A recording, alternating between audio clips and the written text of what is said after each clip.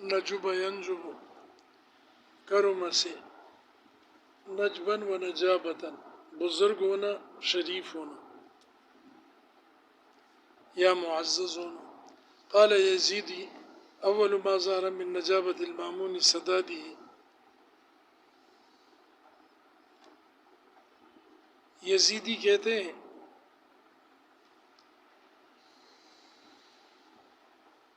نحو اور ادب کے یہ امام گزرے ہیں، سمجھے،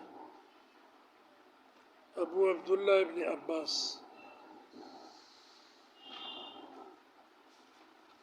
کہ سب سے پہلے مامون کی شرافت میں یہ بات ظاہر ہوئی سدادی کہ وہ درست اور صحیح سیدھے کردار والا تھا۔ سد سدو بند کرنے کے معنی میں بھی آتے مسدود، اور سیدھے ہونے کو بھی کہتے ہیں قولوا قولا سدیدا، سیدھی بات کہو۔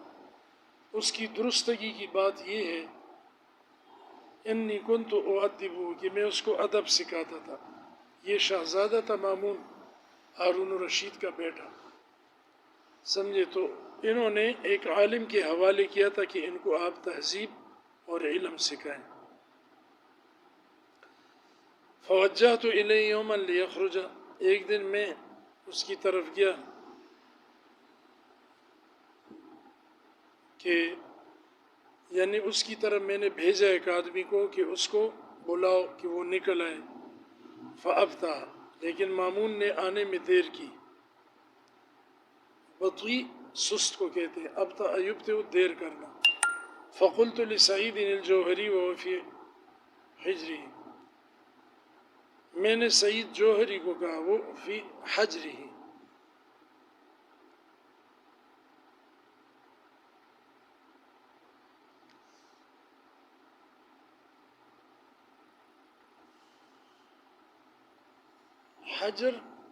حجر کہتے ہیں تربیت کو، گود کو، تربیت کو،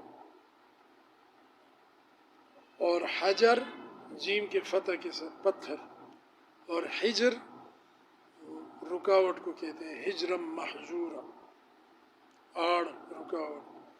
ان هذا الفتى قد اشتغل بالبطالة، تو سعید جوہری کو میں نے کہا، جو اس کے لیے ایک نوکر رکھا ہوا تھا، یہ شہزادہ تھا، کہ یہ جوان جو ہے نا، یہ بچہ، یہ اب سستی میں مشغول ہو گیا، بیکار پنے میں مشغول ہو گیا۔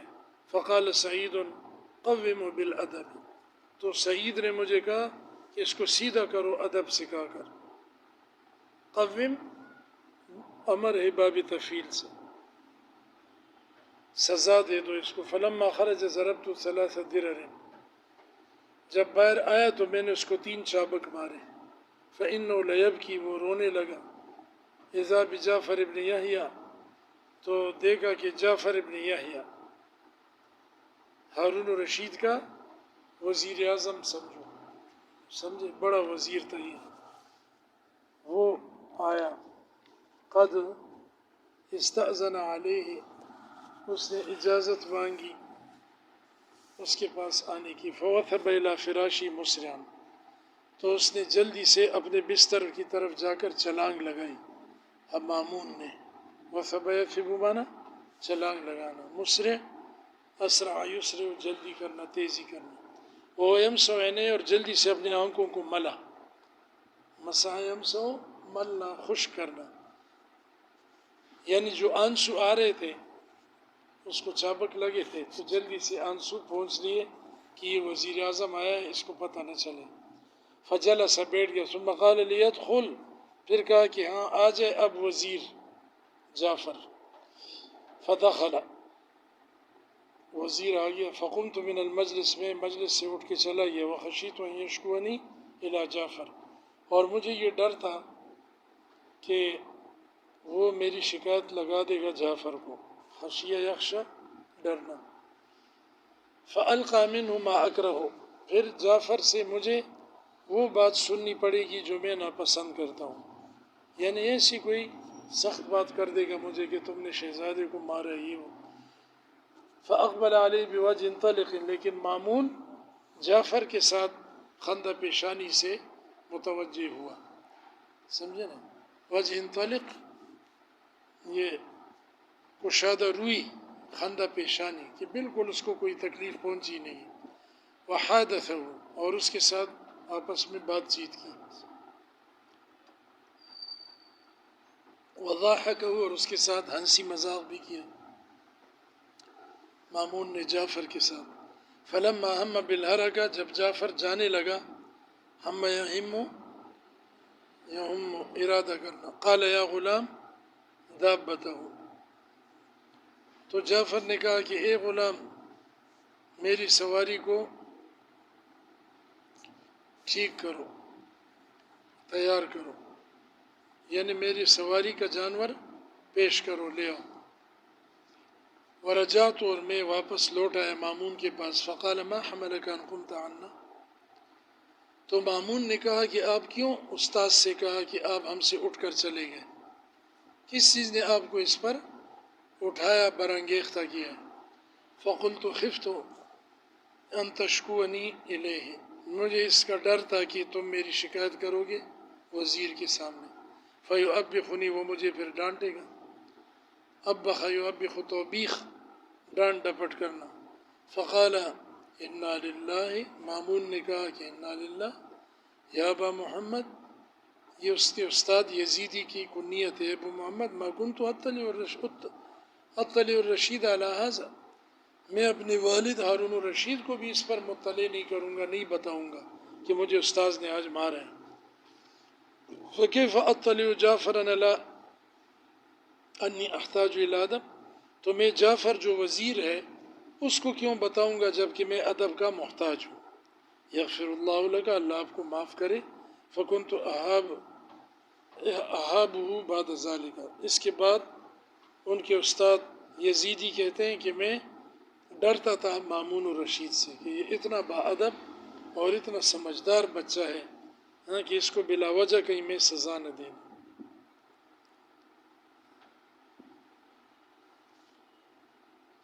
قال ابن الکلبی قدم اوس بن حارثة ابن لام الطوائی وحاتم ابن عبداللہ الطوائی علی النعمان بن المنذر، یہ دونوں اوس ابن حارثہ اور حاتم ابن عبداللہ نعمان ابن منذر کے پاس آئے.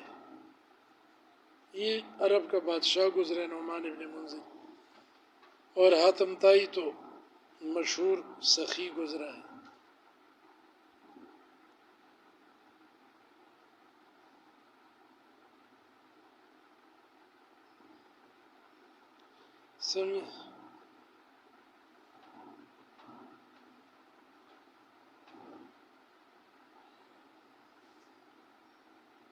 دس اونٹ ہر مہینے ذبح کر کے لوگوں کو کھلاتا تھا. بہت اس کی سخاوت کے واقعات ہیں. ایک دفعہ قحط پڑا تو اس نے اپنی سواری کا گھوڑا ذبح کر کے لوگوں کو کھلا دیا، وہی رہ گیا تھا. فقال لایاس بن قبیصہ الطوائی ایہما افضل، تو نعمان ابن منذر نے ایاس ابن قبیصہ کو کہا، یہ بھی ایک حیرہ، ایک علاقے کا بادشاہ تھا، کہ ان دونوں میں سے کون افضل ہے، اوس ابن حارثہ یا حاتم تائی. یہ اوس ابن حارثہ بھی حاتم تائی کی طرح عرب کا مشہور سخی تھا. قال ابیت اللعنہ، تو ایاس نے کہا کہ انکار کیا جائے تجھ سے لعنت کا. یہ ایک دعائیہ جملہ ہے جو دور جاہلیت میں بادشاہوں کے لیے کہا جاتا تھا بطور سلام کے. سمجھے؟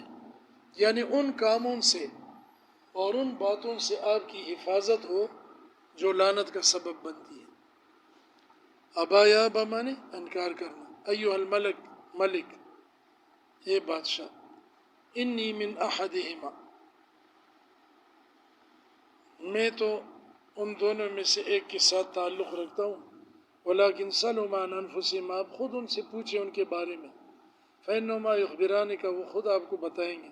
فدخل علیہ اوس، تو اوس ابن حارثہ پہلے آئے، فقال انت افضل ام حاتم، تو نعمان ابن منذر نے کہا تم زیادہ فضیلت والے یا حاتم؟ فقال ابیت اللعنہ، لعنت کا آپ سے انکار کیا جائے، حفاظت کی جائے۔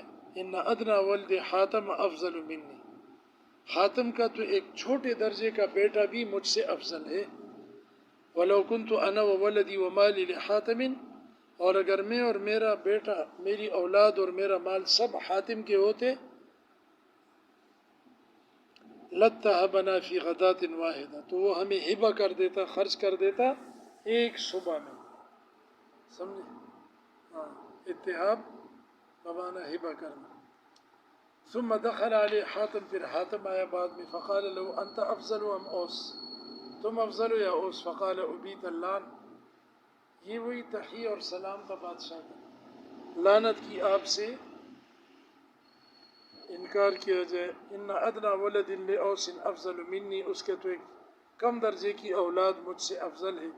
فقال النعمان ھذا واللہ السودت، نعمان ابن منذر نے کہا اللہ کی قسم یہ ہے سردار۔